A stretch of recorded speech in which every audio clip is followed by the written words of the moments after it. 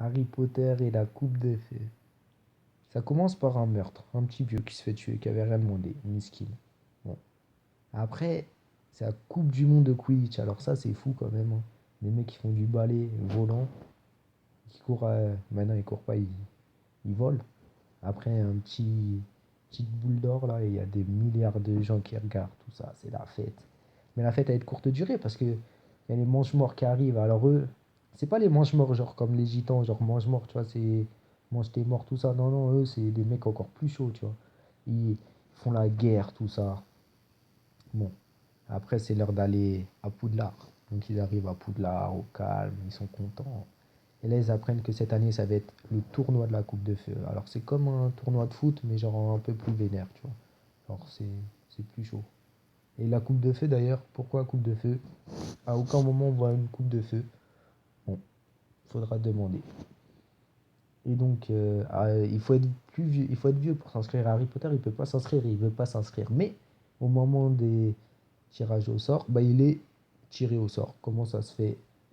Mystère et boule de gomme.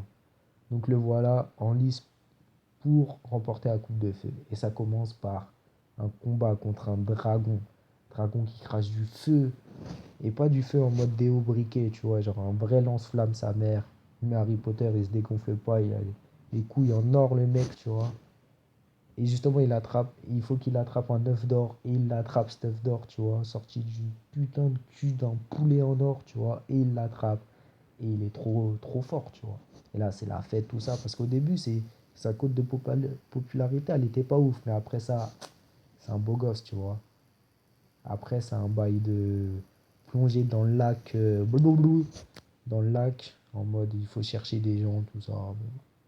Il les trouve, hein, heureusement. Parce que sinon, ils allaient rester au fond du lac alors qu'ils avaient rien demandé. Comme des petits poissons. Après aussi, il y a le bal. Il y a un moment, ils dansent comme ça, ils font le bal, c'est cool, c'est sympa, tu vois, c'est la fiesta, quoi. Et puis, il y a la dernière épreuve, c'est le labyrinthe. Alors là, mon ami, le labyrinthe, gros, bah, c'est pas facile, hein, parce que tu peux te perdre facilement dans un labyrinthe. En plus, c'est pas un labyrinthe en mode tout droit, c'est un truc avec les arbres qui bougent. C'est-à-dire, le labyrinthe, il bouge tout seul, tout ça, il fait sa vie. Toi, t'as rien demandé, gros, t'es là. Ouah, c'est chaud. Mais il gagne quand même, il attrape le trophée justement à coupe de feu. En même temps que son rival, tu vois. Son rival, Cédric Diggory. Et à ce moment-là, hop, ils sont téléportés comme par magie, quoi.